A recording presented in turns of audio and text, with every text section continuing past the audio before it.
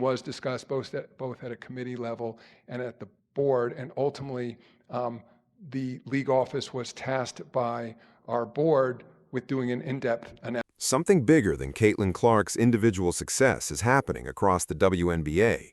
Her arrival didn't just bring more attention to the league, it accelerated a business transformation that had already been building for years. And now the question isn't whether the WNBA is changing, it's how much it's willing to change to keep that momentum going. Clark entered the league with enormous expectations, and almost immediately every part of her rookie experience became a major talking point. The physicality, the hard fouls, the criticism, and the constant media attention all became part of the story. Some fans believe the intense treatment she received showed why the league needed to take player safety more seriously. Others argued that Clark was receiving a level of protection and attention that veteran players had never been given. That tension became even more obvious when Clark was left off the U.S. Olympic women's basketball roster. The official reasoning focused on the experienced players selected for the team, but the decision still triggered widespread debate. Some people questioned whether keeping Clark out could actually benefit the WNBA by giving its biggest attraction additional rest before the regular season resumed. There has never been established evidence that the NBA or Adam Silver orchestrated the decision for that reason, but the speculation itself revealed something important. Every major decision involving Clark now receives extraordinary scrutiny, and there's a financial reason for that. The WNBA's new media rights agreement, valued at roughly $2.2 billion over its term, marks a major step forward for the league's business. Clark's popularity became a major part of the conversation surrounding the WNBA's exploding visibility, but the league's growth isn't being driven by one player alone. Established stars, rising talent, larger audiences, and increased interest in women's basketball have all contributed to the shift. Still, more money brings more pressure. The WNBA is now attracting the kind of national and corporate attention that makes every controversy bigger. Games receive greater exposure, storylines spread faster, and decisions that once might have stayed within the league can quickly become national debates. Even the way players travel reflects that evolution. The NBA's move toward charter flights addressed long-running concerns involving fatigue, scheduling, security, and the overall demands placed on players. For athletes, that represents a significant improvement in working conditions, but it also creates additional expenses for teams, particularly organizations operating in smaller markets. Then there's expansion. Golden State, Toronto, and Portland are among the markets involved in the WNBA's expansion plans, meaning the league is preparing for more games, more teams, and a larger national footprint. That's exciting for the sport, but it also creates a major basketball challenge. Where does all the additional talent come from? If new franchises enter the league faster than the talent pool develops, existing rosters could be disrupted, and competitive balance could become a serious issue. Expansion can create new opportunities for players, but it also forces the league to make sure the quality of basketball keeps pace with the growth of the business. And that's where the Caitlin Clark effect becomes complicated. There's no question that Clark has helped push women's basketball into a much larger spotlight, but building the future of the WNBA around one superstar would be risky. The league has decades of history, established stars, veteran players, and an entire generation of young talent that deserves recognition too. So the real challenge isn't simply maximizing the attention surrounding Clark, it's turning that attention into something sustainable. If the WNBA can use this momentum to strengthen its business, improve conditions for players, expand intelligently, and continue developing stars across the league, this could become one of the most important growth periods in women's basketball history. But if the league grows too quickly or allows one storyline to overshadow everything else, the same momentum creating this opportunity could also create new problems. Caitlin Clark may have accelerated the conversation, but what happens next will determine whether this is simply a superstar moment or the beginning of an entirely new era for the WNBA. The biggest shift may have started when Caitlin Clark's popularity proved that the WNBA could move far beyond its traditional pace of growth.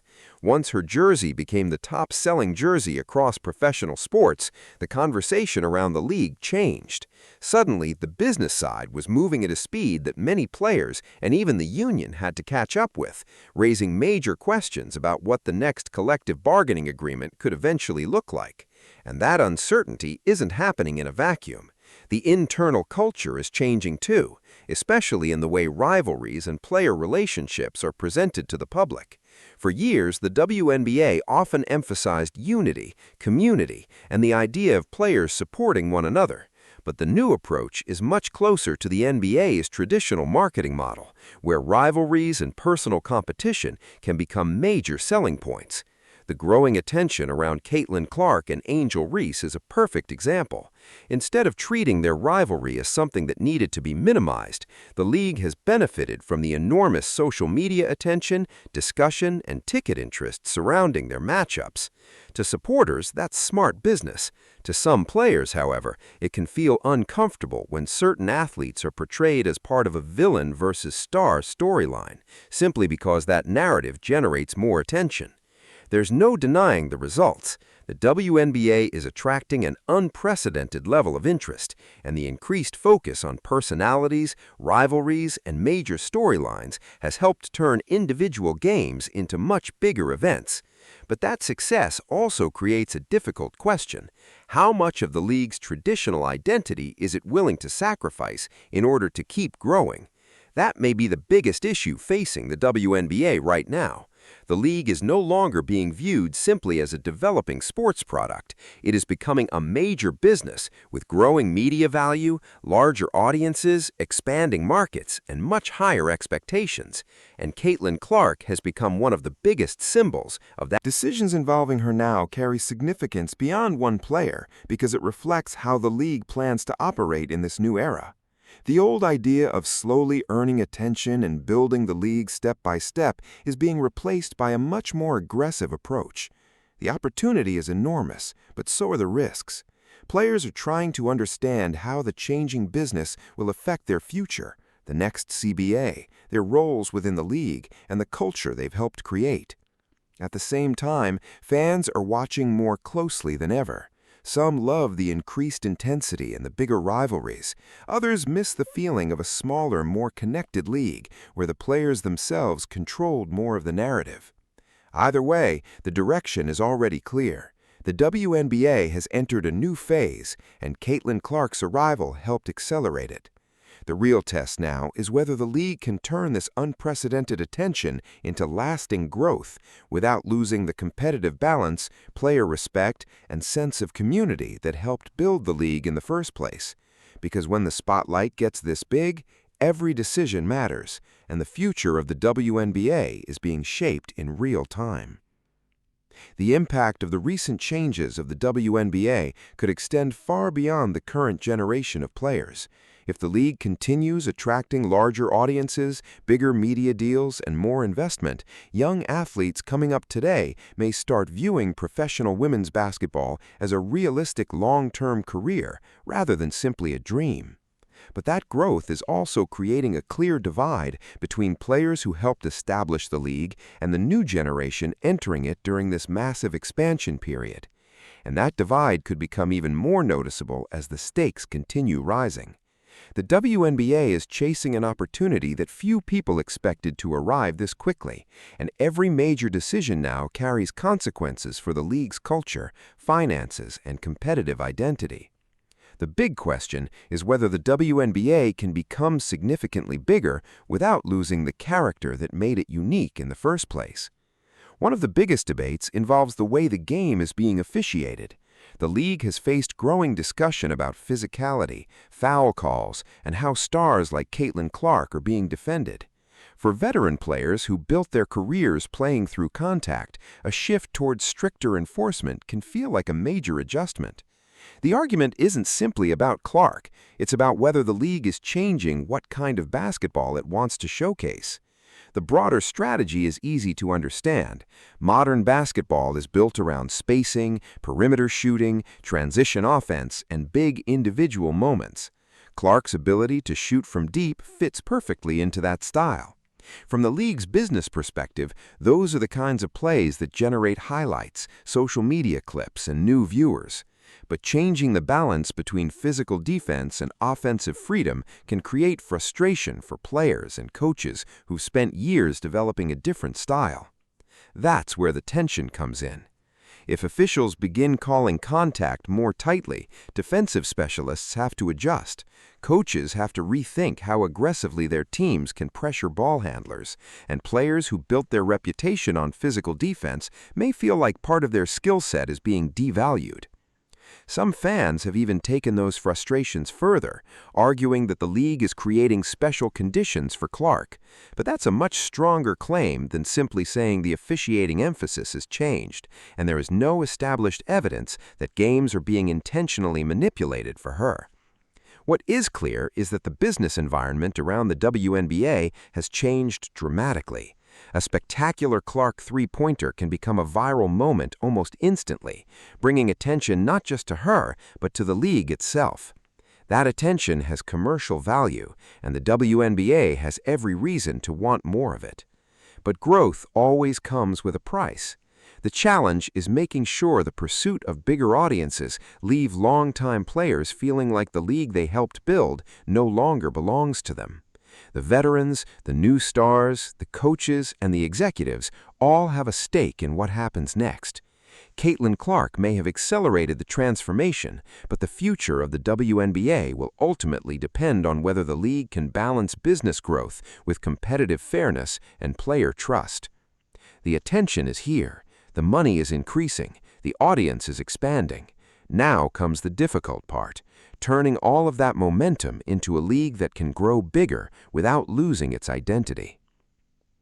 For some longtime WNBA fans and players, watching the league change so quickly can be difficult. They're not simply adjusting to new business conditions, they're adjusting to a different vision of what the league is supposed to become.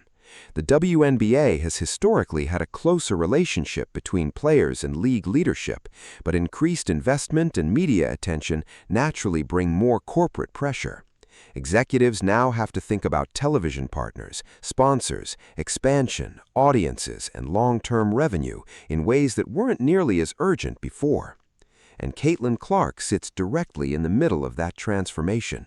She isn't responsible for every change happening around the league, but her arrival has made the growth impossible to ignore.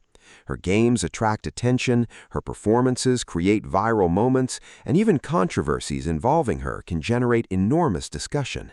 That creates pressure on Clark herself, because every decision involving her can be interpreted through the lens of favoritism, promotion, or business strategy. The larger question is what happens when the next superstar arrives. Will another player receive the same level of attention? Will the league build the same kind of marketing machine around them?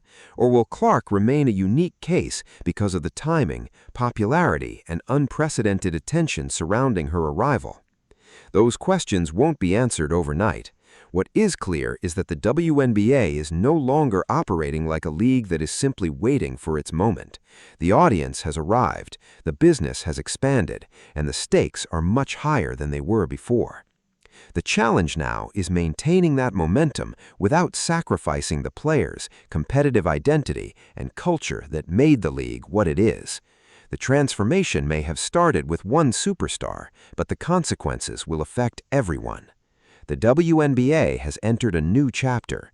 Whether that chapter becomes the foundation for a global women's basketball powerhouse or creates divisions that the league eventually has to repair,